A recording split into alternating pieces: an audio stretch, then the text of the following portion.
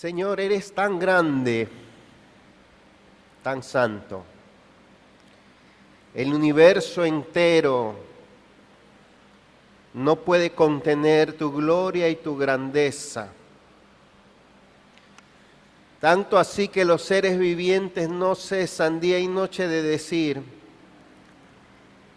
Santo, santo, santo eres, Señor. Nos humillamos ante ti. ¿Quiénes somos para conocerte, para ser objetos de tu amor, oh Dios? Gracias por el camino que proveíste, que es Jesucristo, lleno de gracia para con nosotros.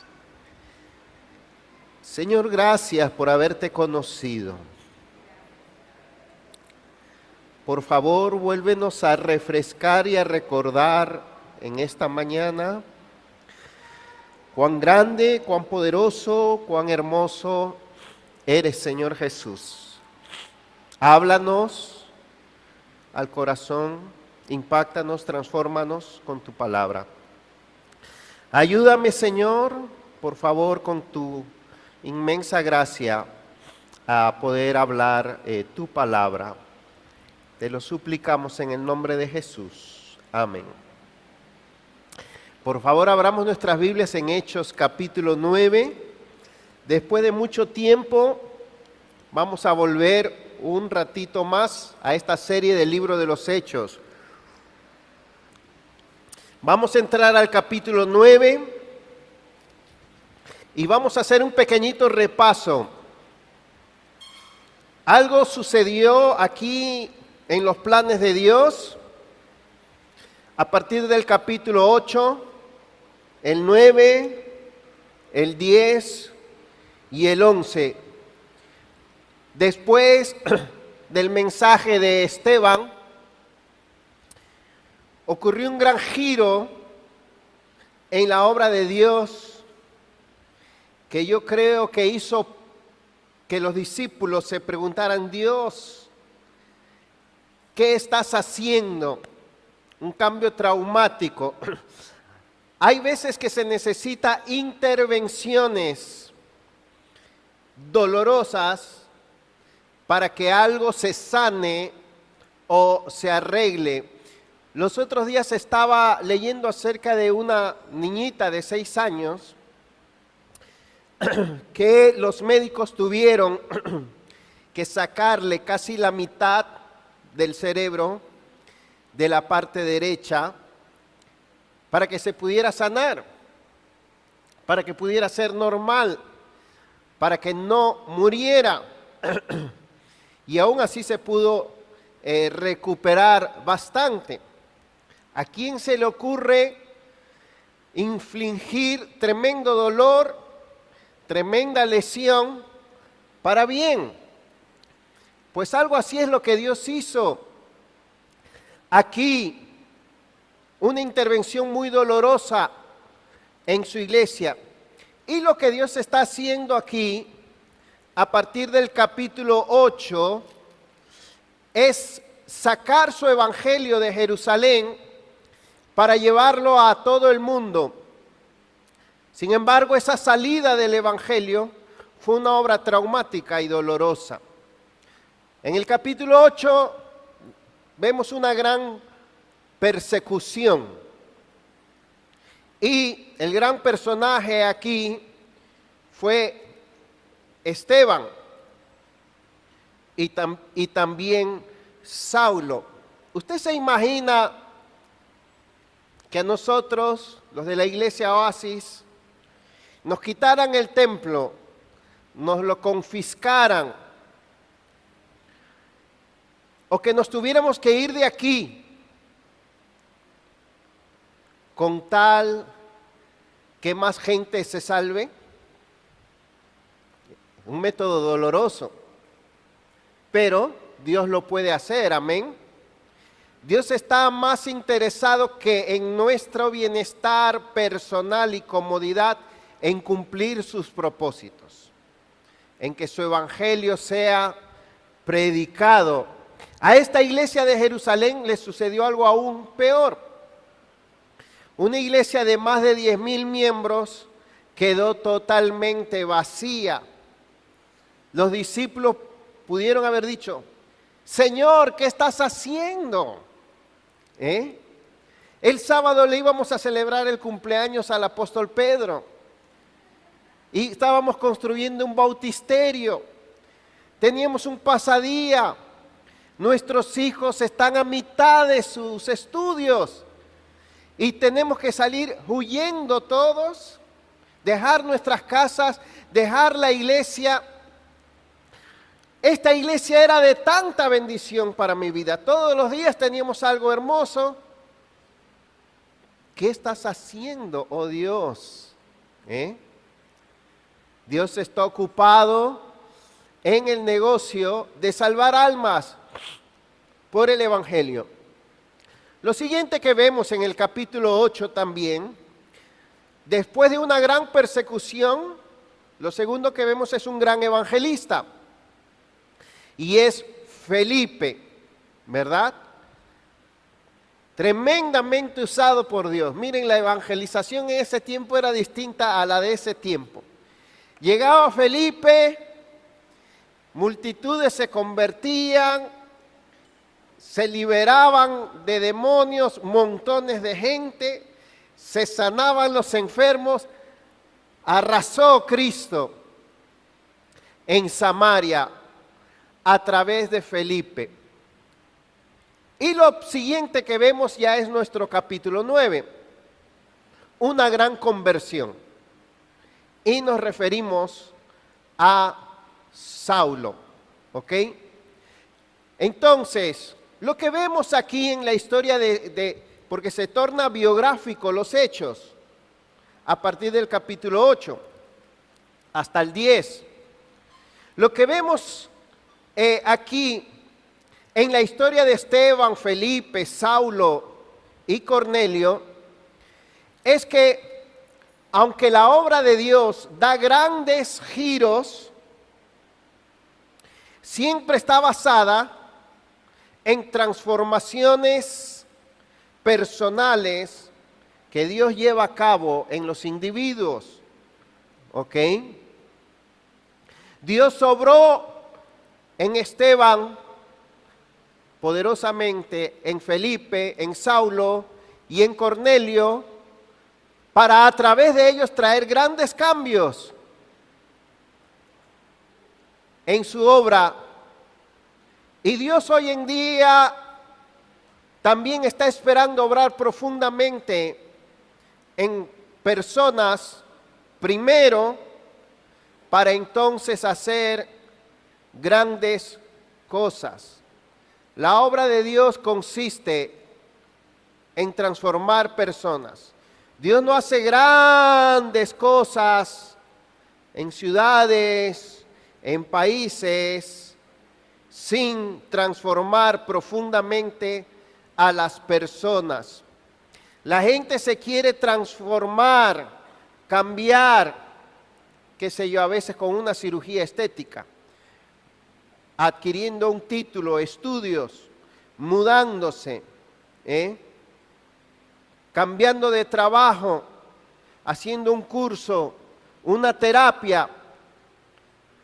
Pero hay una sola forma de ser transformados y es por el poder de Dios, por medio de Cristo, por medio del Evangelio. ¿Ok? Ahora, les quiero presentar aquí a un gran personaje, un gran hombre, un gran santo, incomparable podemos decir. Y me refiero al apóstol Pablo. Yo sé que en el Antiguo Testamento hay personajes que admiramos. Algunos dirán, después de Jesucristo, Moisés fue el mayor de todos los hombres de Dios. Otros dirán David. Yo creo que fue Pablo. Por lo menos de Moisés y de David se ven algunas metidas de pata. Pero este hombre es excepcional realmente. Fue un evangelista, fue pastor, fue teólogo, fue misionero, fue maestro, fue líder estratega, fue fundador de iglesias, fue apóstol, fue defensor del cristianismo y también fue mártir. Y mucho de lo que fue se debió a la conversión que tuvo, a la conversión que experimentó. Tuvo una vida muy poderosa porque tuvo una conversión muy poderosa. Y tuvo una conversión muy poderosa porque encontró un Salvador muy poderoso. Amén. Hechos 9. Leamos desde el versículo 1. Saulo, respirando todavía amenazas y muerte contra los discípulos del Señor, fue al sumo sacerdote y le pidió cartas para las sinagogas de Damasco, para que si encontraba algunos que pertenecieran al camino, tanto hombres como mujeres, los pudiera llevar atados a Jerusalén. Y sucedió que mientras viajaba, al acercarse a Damasco, de repente resplandeció, en su derredor una luz del cielo. Y al caer a tierra oyó una voz que le decía: Saulo, Saulo, ¿por qué me persigues? Y él dijo: ¿quién eres, Señor? Y él respondió: yo soy Jesús, a quien tú persigues. Levántate, entra en la ciudad y se te dirá lo que debes hacer.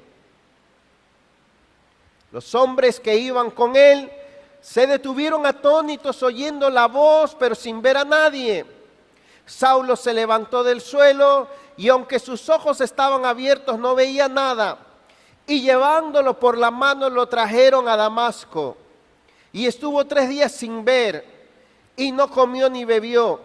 Había en Damasco cierto discípulo llamado Ananías. Y el Señor le dijo en una visión: Ananías. Y él dijo: heme aquí, Señor. Y el Señor le dijo: levántate y ve a la calle que se llama Derecha y pregunta en la casa de Judas por un hombre de Tarso llamado Saulo, ¿por qué aquí está orando? Y ha visto en una visión a un hombre llamado Ananías que entra y pone las manos sobre él para que recobre la vista. Pero Ananías respondió: Señor, he oído de muchos acerca de este hombre, cuánto mal ha hecho a tus santos en Jerusalén. Y aquí tiene autoridad de los principales sacerdotes para prender a todos los que invocan tu nombre. Pero el Señor le dijo: ve, porque él me es un instrumento escogido para llevar mi nombre en presencia de los gentiles, de los reyes y de los hijos de Israel, porque yo le mostraré cuánto debe padecer por mi nombre.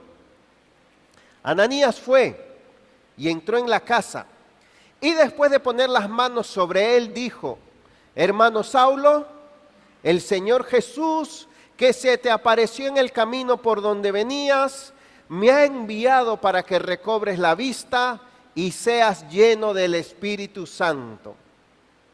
Al instante cayeron de sus ojos como unas escamas, y recobró la vista, y se levantó y fue bautizado.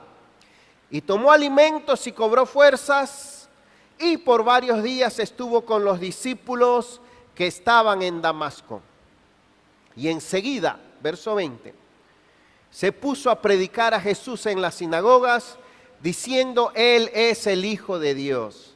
Y todos los que lo escuchaban estaban asombrados y decían: ¿no es este el que en Jerusalén destruía a los que invocaban este nombre, y el que ha venido aquí con este propósito, para llevarlos atados ante los principales sacerdotes? Pero Saulo seguía fortaleciéndose y confundiendo a los judíos que habitaban en Damasco, demostrando que este Jesús es el Cristo. Después de muchos días, los judíos tramaron deshacerse de él, pero su conjura llegó al conocimiento de Saulo. y aún vigilaban las puertas día y noche con el propósito de matarlo.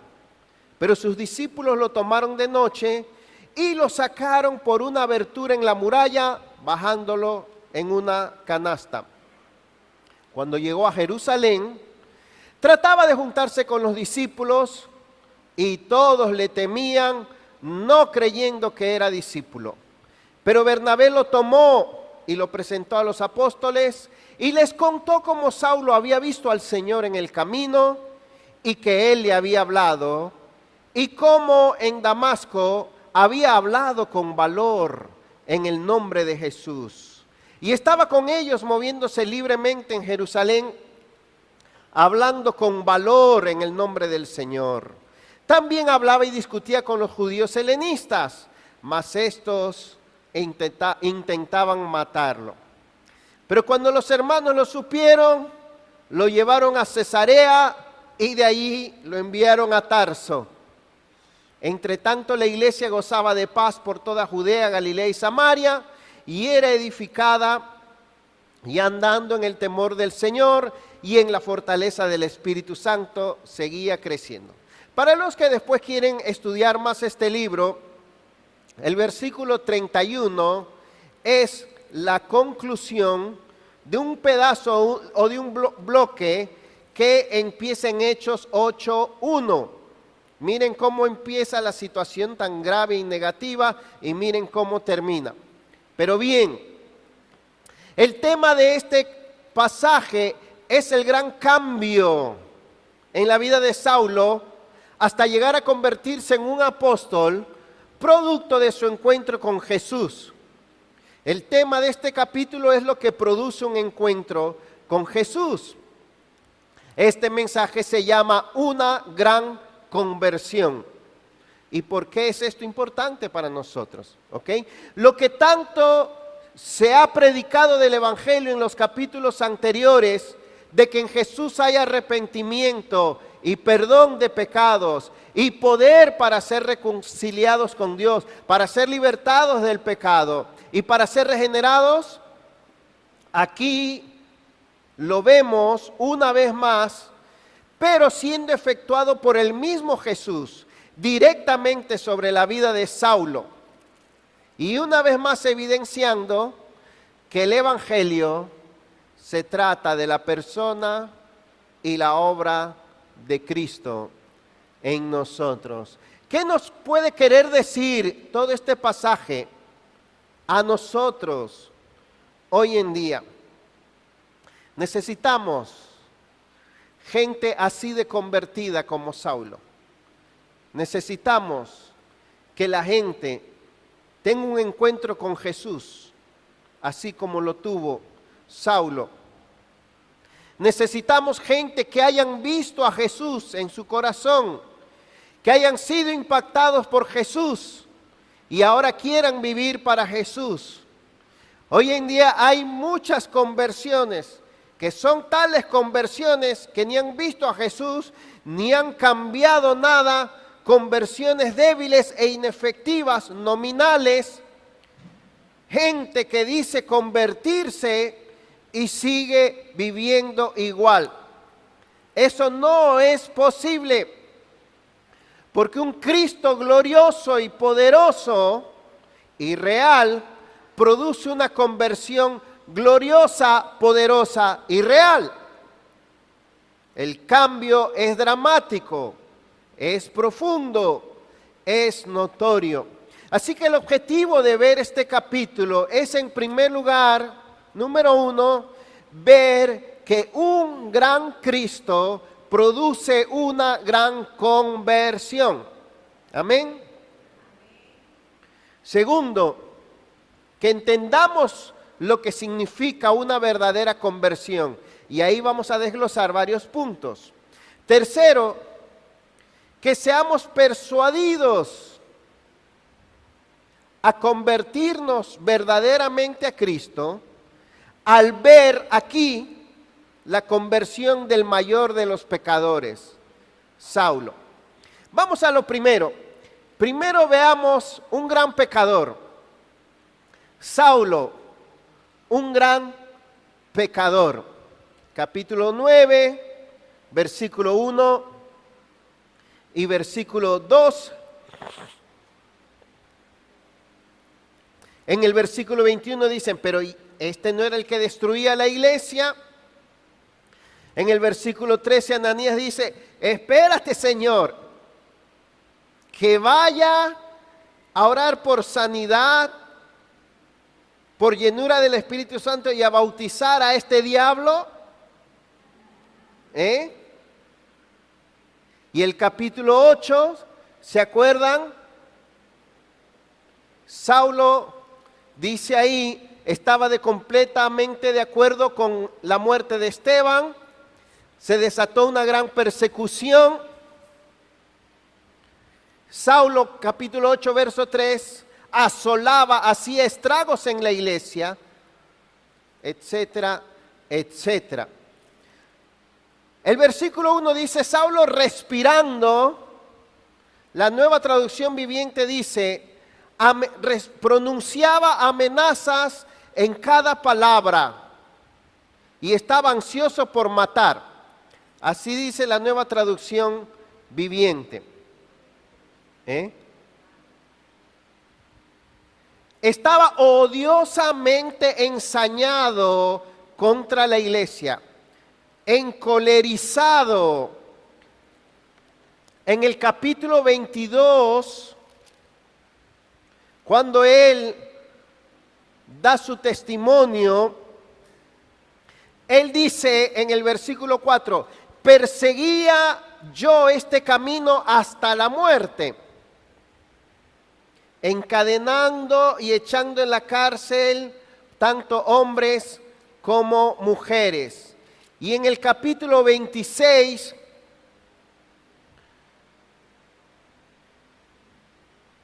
dice en el verso 10, cuando a los santos eran condenados a muerte, yo daba mi voto contra ellos. Y castigándolos con frecuencia en todas las sinagogas, procuraba obligarlos a blasfemar. Y miren lo que dice aquí, y enfurecido en gran manera contra ellos, seguía persiguiéndolos aún hasta en las ciudades extranjeras.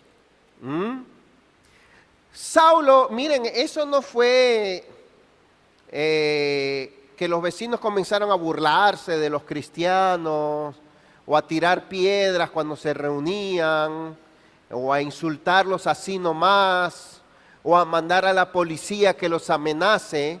No. Fue una persecución, violencia, con matanza, con encarcelamiento. Saulo los arrastraba de sus casas, a los hombres y a las mujeres. Por un momento, imagínense que a un vecino, a una vecina mujer, a una mujer joven, adulta, anciana, la arrastren por el piso por ser cristiana. ¿Qué haría usted si usted ve a un hermano, una hermana de la iglesia sufriendo eso? Causaba estragos. Otra versión dice asolaba en Hechos 8:1. La palabra ahí griega es la palabra que se usa cuando una bestia salvaje despedaza a una presa y no deja nada. O sea que algunos lo traducen, Saulo despedazaba como una bestia salvaje. Así era. Y esa persecución era completa, era total. O sea, no solo era fuerte, cruel, odiosa, sino total, amplia, casa por casa. Y cuando fue a Damasco, pidió cartas para que cada sinagoga lo ayudaran a descubrir quiénes de los judíos que estaban ahí eran cristianos para él prenderlos. O sea que el plan de Pablo era de exterminio total y cruel, totalmente decidido a destruir a los creyentes. Y Saulo era una persona extremadamente fuerte, capaz, competente, odiosa, ensañada, inteligente y planificada y con mucha autoridad. O sea que era un enemigo formidable. Antes de Herodes, en Hechos 12, antes de Nerón, que es famoso por perseguir a los cristianos, antes del emperador Tito, antes de la famosa Inquisición, antes de Hitler, el primer perseguidor, castigador y asesino de los cristianos fue Saulo. Este hombre era un monstruo, era un diablo, era un azote, era implacable, era cruel. Era el enemigo mismo. Hoy en día los cristianos hubieran dicho, este es el diablo mismo, este le ganó al diablo, este está peor.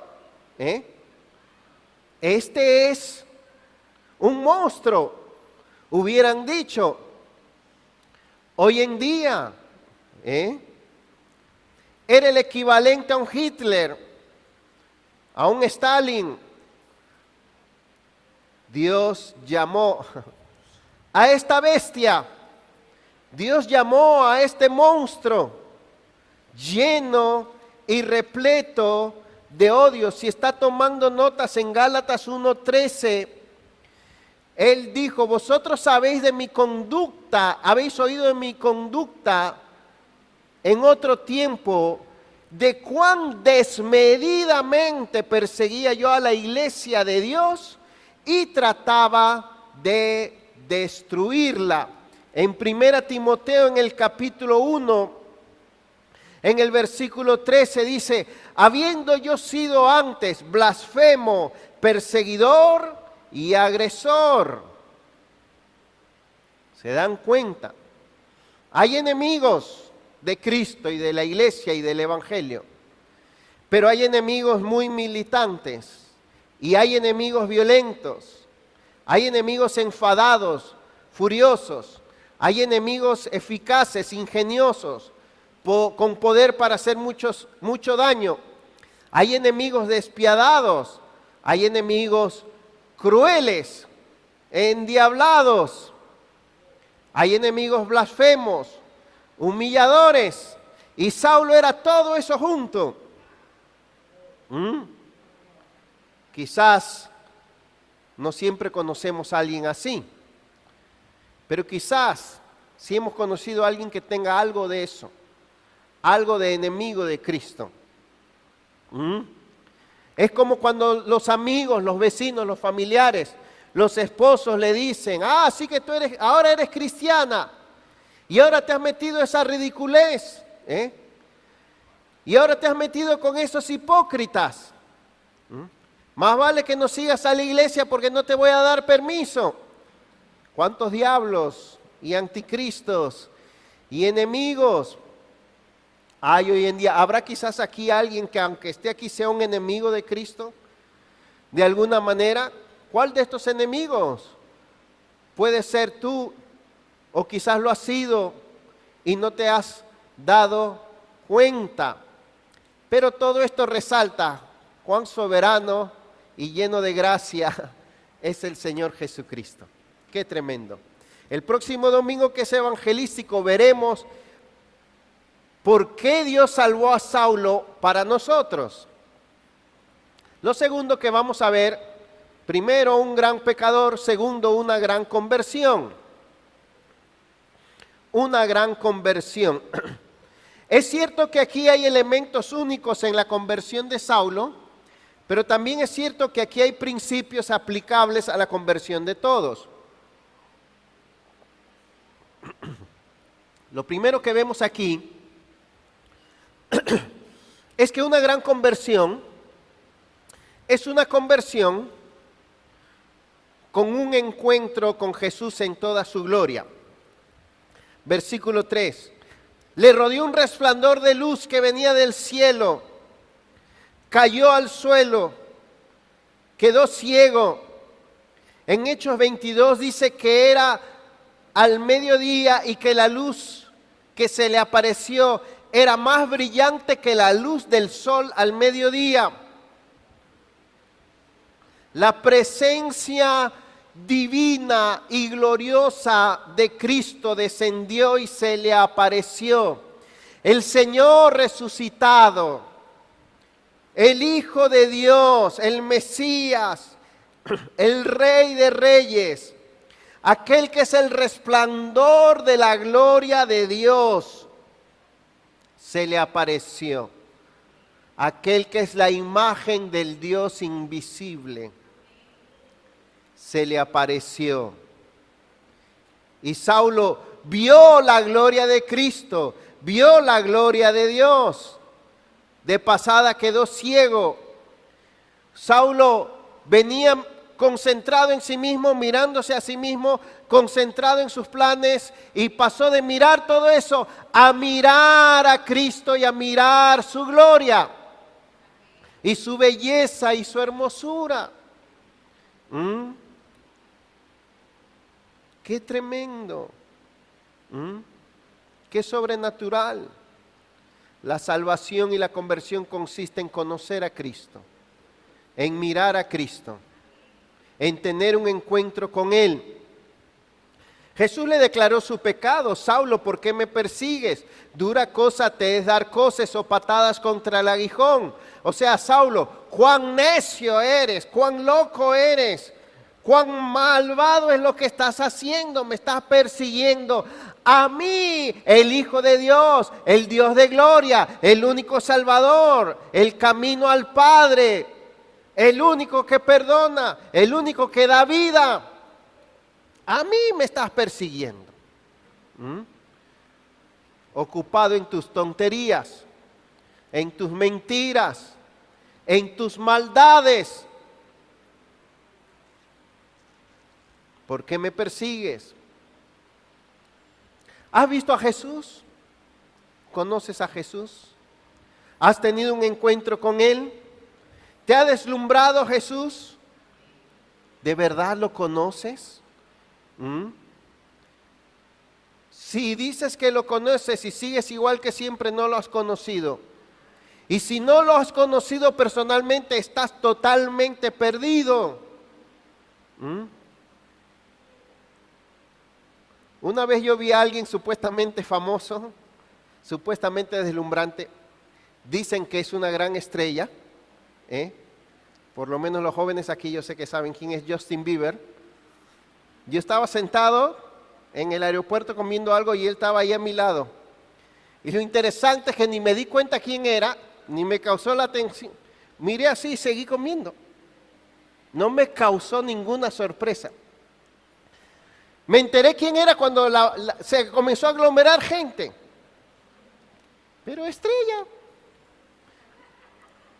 Pero así no sucede con Jesús, sino al contrario. Es imposible no deslumbrarse, olvidarse de todo, enamorarse, cuando Jesús se nos da a conocer. Una gran conversión es una conversión con un encuentro con Jesús en toda su gloria. Segundo, una gran conversión es una conversión con una revelación clara del señorío de Cristo. ¿Quién eres, Señor? Curios. Yo soy Jesús. Señor, ¿qué quieres que haga? Primera prédica que recibe este nuevo convertido: levántate y entra en la ciudad, y ahí se te va a decir lo que debes hacer. De una vez. A partir de ahí, quien iba a mandar en su vida y decir qué se debe hacer era Cristo. Si tú te has convertido a Cristo, quien manda en tu vida. Si dices que Él es el Señor, ¿Él es el Señor? ¿Podemos decir que Cristo es nuestro Señor y seguir haciendo lo que queremos? No, si Cristo viene a tu vida, viene para ser Señor. Tu Señor, tu amo, tu jefe, tu director, tu cabeza.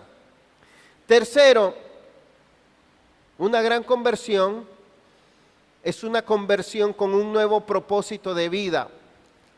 Versículo 6. Levántate y entra en la ciudad y se te dirá lo que debes hacer. Versículo 15. Ve porque Él me es un instrumento escogido para llevar mi nombre en presencia de los gentiles, de los reyes y de los hijos de Israel, porque yo le mostraré cuánto debe padecer por causa de mi nombre. Dios ya tenía planeado algo para Saulo.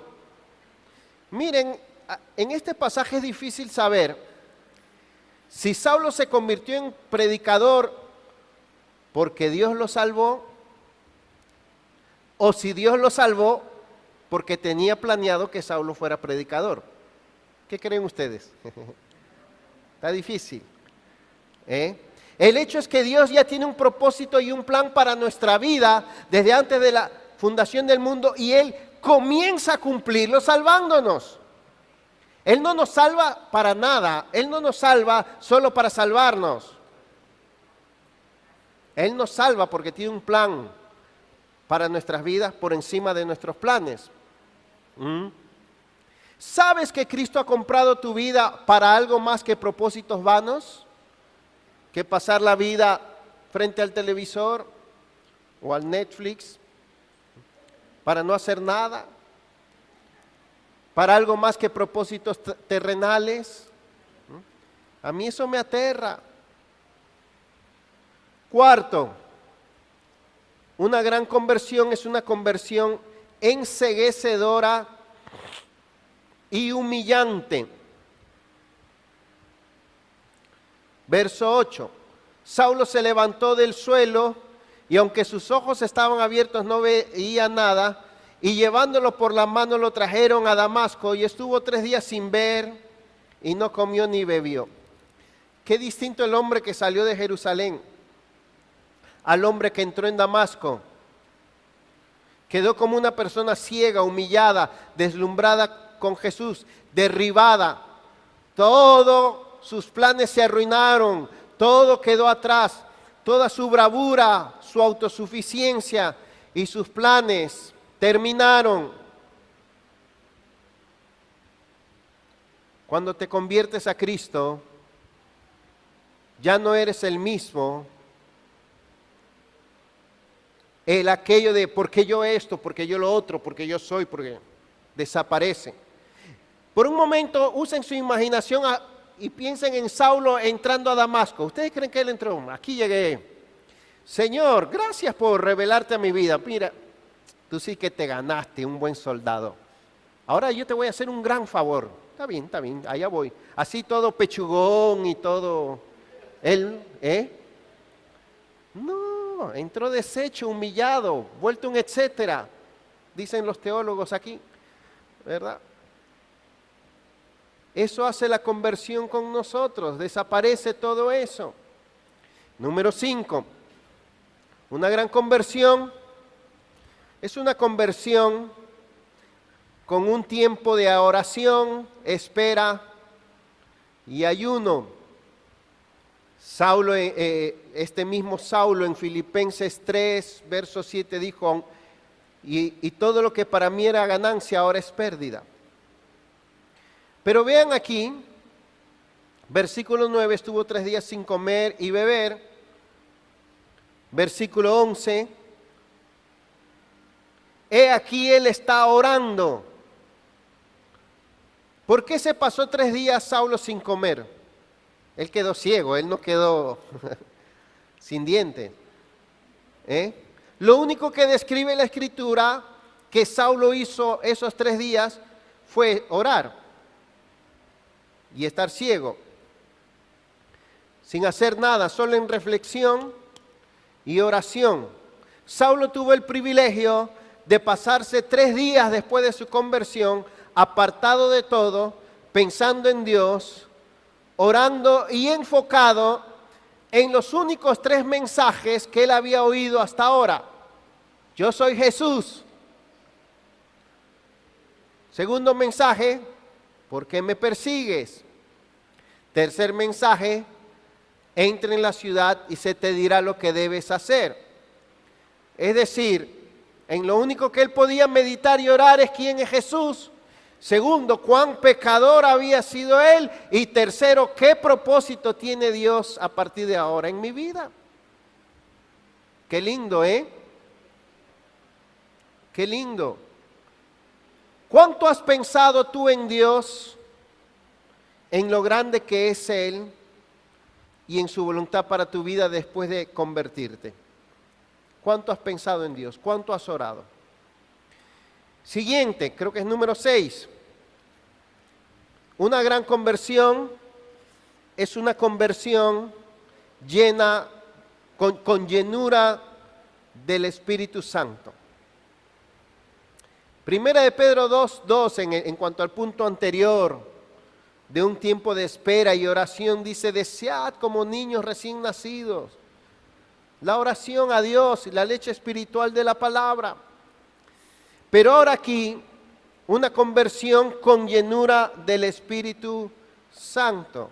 Versículo 17, hermano Saulo, el Señor Jesús que se te apareció en el camino por donde venías, me ha enviado para que recobres la vista y seas lleno del Espíritu Santo.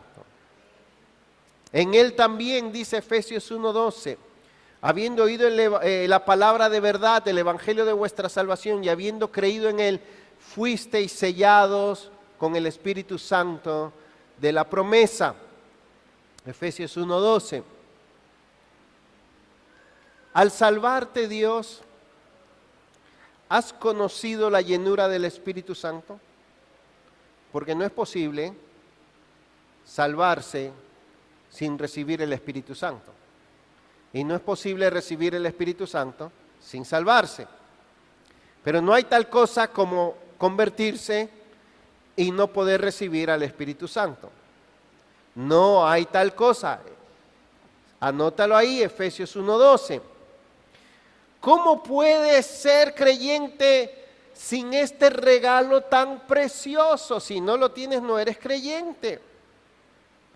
La conversión trae a nosotros y dentro de nosotros la persona, la presencia y el poder del Espíritu Santo. Y ahora estamos llenos de Dios. Queridos estudiantes de la academia, eso es lo mejor que se pueden llevar al irse. No solo irse llenos de amigos, de conocimiento y todo eso es lindo, irse llenos de Cristo. Llenos del Espíritu Santo, no hay otra forma de irse. Moisés dijo: si tu presencia no ha de ir conmigo, no me lleves a ningún sitio. Necesito irme contigo, necesito irme lleno de ti. Necesito salir a este mundo y vivir lleno del Espíritu Santo. Así que lo que vemos aquí es que Cristo deslumbró a Pablo, derribó a Pablo, agarró a Pablo, aplastó a Pablo, deshizo a Pablo, inundó a Pablo, traspasó a Pablo, transformó a Pablo con su gloria. ¿Qué Cristo es este? Tan grande, tan real. 2 o 3 más. Una gran conversión es una conversión con inserción en la iglesia. Versículo 19. Tomó alimentos y cobró fuerzas, y por varios días estuvo con los discípulos que estaban en Damasco. Gracias a Dios por Ananías. Al comienzo le costó aceptarlo. Pero imagínense traer al mismo enemigo, aquel que les había hecho daño. Ahí habían creyentes de Jerusalén que habían tenido que mudarse a Damasco por culpa de ese hombre y que lo habían perdido todo y que probablemente algunos de sus familiares habían sido asesinados por mandato de ese hombre. Y llega Ananías: hermanos, le tengo aquí un nuevo creyente. ¡Ah! Salieron por la otra puerta. Y en Jerusalén igual. Hermanos, Saulo, hermano.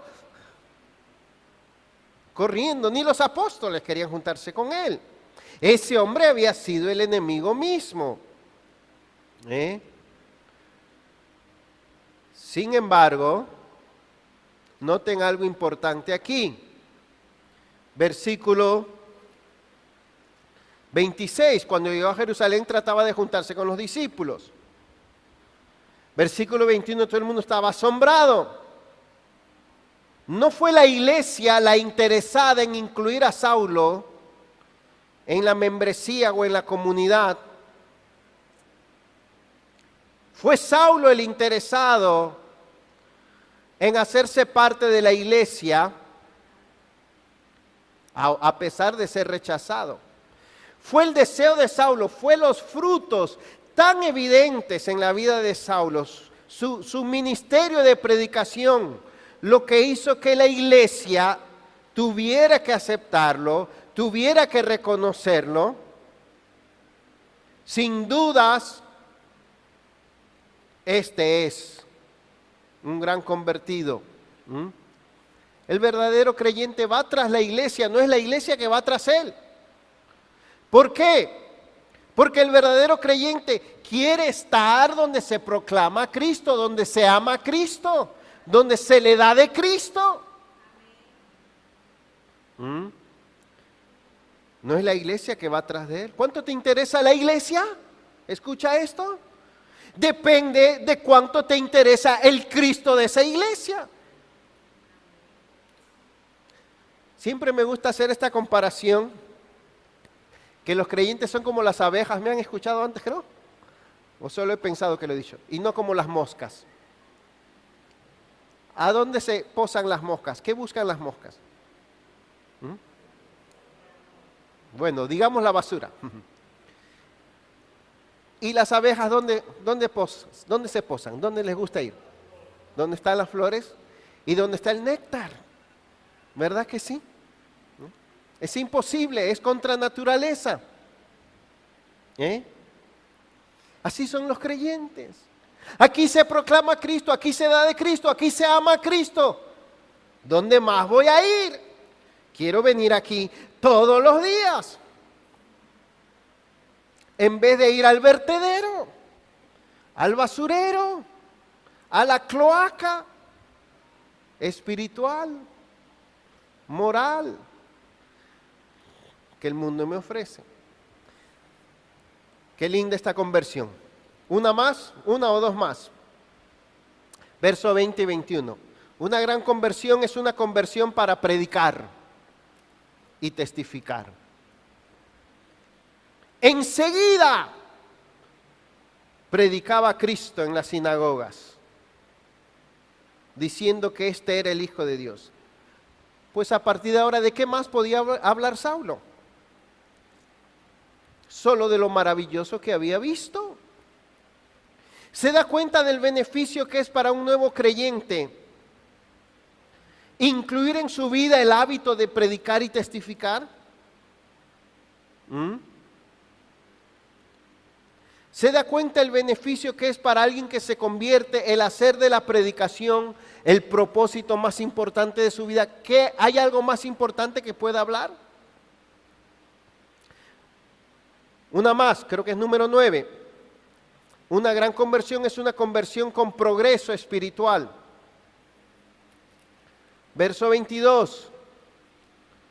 Pero Saulo seguía fortaleciéndose, haciéndose más fuerte. No se refiere a su condición física porque comenzó a comer, sino que estaba relacionado directamente con su labor de predicador y de testigo de Cristo y de apologista.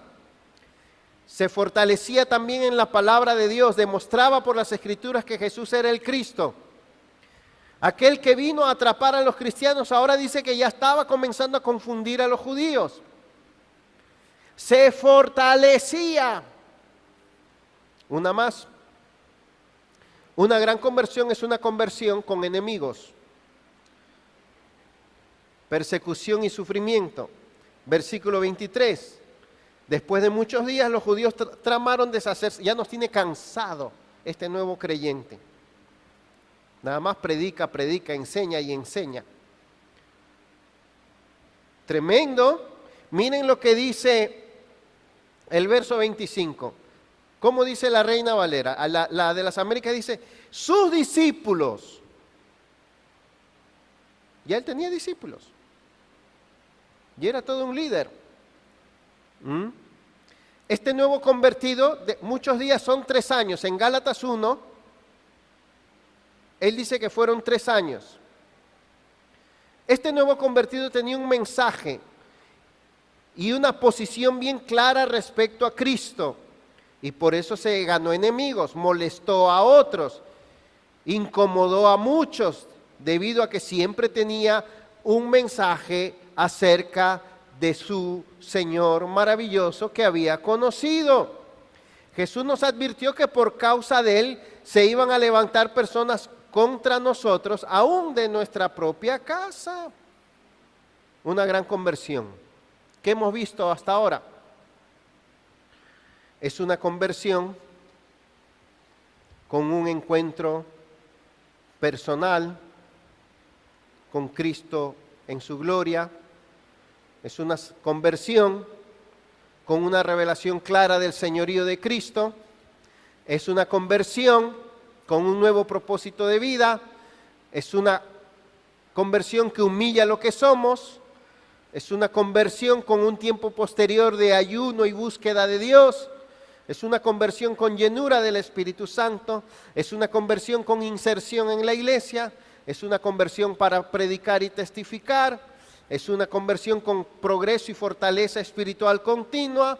Y es una conversión con persecución, sufrimiento. La conversión de un hombre de Dios. ¿Por qué un gran Cristo?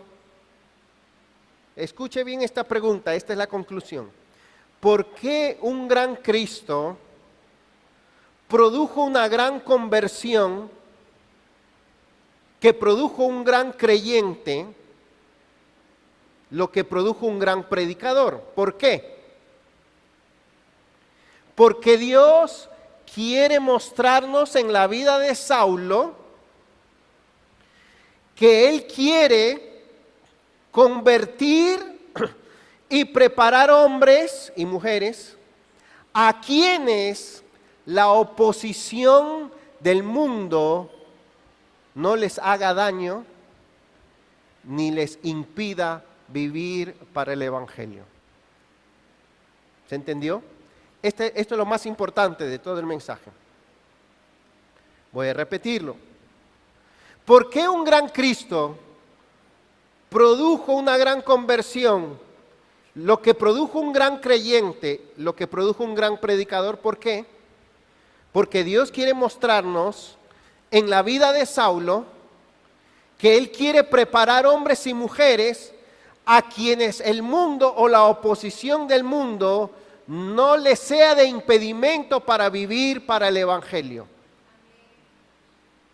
Saulo fue un hombre de acero por Cristo y por el Evangelio, contra viento y marea, contra toda oposición, engaño, hambre, ayuno, desvelos, crueldades, incomprensiones, soledad.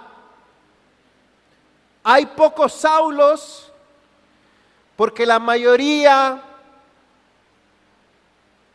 sucumbe a las tentaciones del mundo, a los afanes y a las oposiciones de este mundo. Pero Saulo resistió sin vacilar todo eso, porque un gran predicador vino de ser un gran creyente. Y fue un gran creyente porque tuvo una gran conversión. Y tuvo una gran conversión porque conoció un gran Cristo. ¿Qué dudas podían quedar en Saulo después de haber conocido a Jesús de esa manera? Ninguna. ¿Qué reservas para su vida? qué frialdad podía quedar en él, qué miedo, qué mediocridad, qué reserva después de haber conocido a este Jesús. Él podía decir: Jesús, te he visto, has dicho mi nombre, ya no hay más que decir, ya no hay vuelta atrás, ya todo cambió. Desde que te conocí, Jesús, ahora puedo sufrir, ahora puedo viajar, ahora puedo ir, ahora puedo dejarlo todo atrás, ahora puedo vivir, ahora puedo gozar, ahora puedo morir. Tú me bastas. Pongámonos de pie. ¿Alguna aplicación? Cuando veas saulos cerca de ti, ora por ellos, que quizás a ese diablo, a ese Hitler, a ese Nerón, quizás Dios lo quiera derribar y salvar. Vamos a pedirle a los músicos que pasen por aquí o los que van a cantar. ¿Qué otra aplicación? ¿Estás tú como Saulo antes de convertirte? Yendo en la dirección contraria a Cristo y su gloria, en tus propios planes y deseos. Si te has convertido, ¿cómo ha sido tu conversión? No tiene que haber sido igual de espectacular que la de Saulo, pero sí tiene que haber sido igual de real. Y si quieres que el Señor Jesús se aparezca a tu corazón, a tu vida, como lo hizo con Saulo, no visiblemente necesariamente, pero si anhelas conocer a Jesús en su gloria, ¿estás dispuesto a aceptar los cambios que eso pueda traer a tu vida? Oremos. Señor, miramos a esta experiencia de este hombre como un héroe raro, insólito, pero al verlo no podemos dejar de decir: qué lindo, Señor, yo quisiera conocerte así también. Yo quisiera ver tu gloria igual. Yo quisiera ser impactado de la misma manera. Yo quisiera que un encuentro con Jesús me sea suficiente para el resto de mi vida vivirla para ti, oh Señor.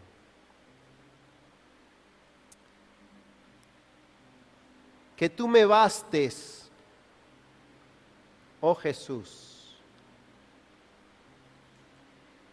Quiero pedirte perdón, Señor,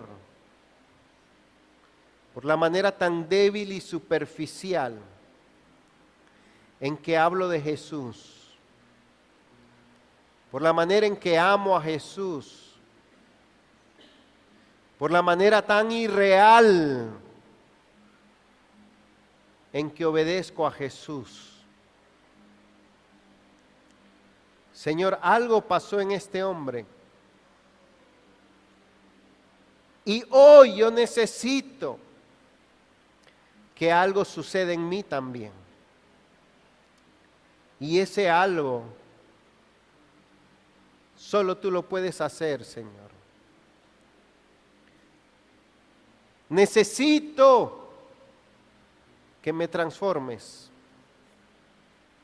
Señor, transforma mis deseos, transforma mis metas, mi manera de ver las cosas, mis anhelos, Señor, aún mis creencias. Perdóname por exaltarme tanto y no mirarte a ti, oh Señor. ¿Estás listo para que Cristo gobierne tu vida? ¿Estás listo para que Cristo te lleve a donde Él quiera? ¿Estás listo para que Él sea suficiente? Amén. Vamos a cantar esta alabanza, se va a poner ahí la letra.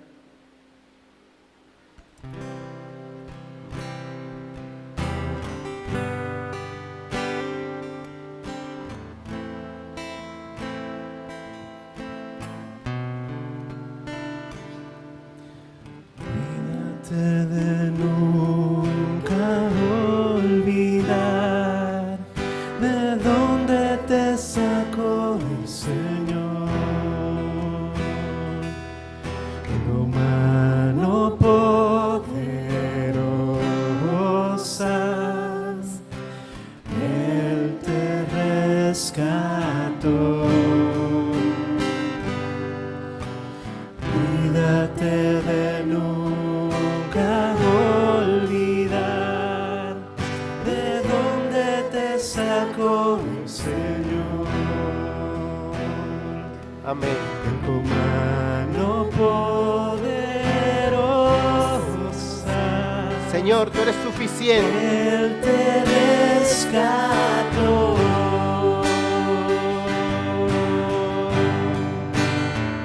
Porque con precio de sangre Él te rescató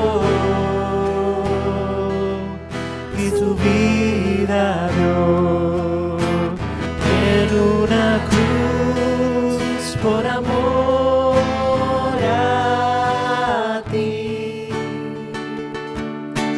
Cuídate de nunca olvidarte.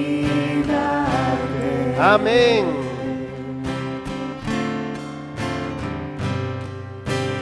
Cuídate de nunca olvidar. No te olvides. De dónde te sacó el Señor. De tu mano poderosa. Gracias, Señor. Él te rescató. Gracias, Cristo. Cuídate de nunca olvidar. Adórale en estos momentos.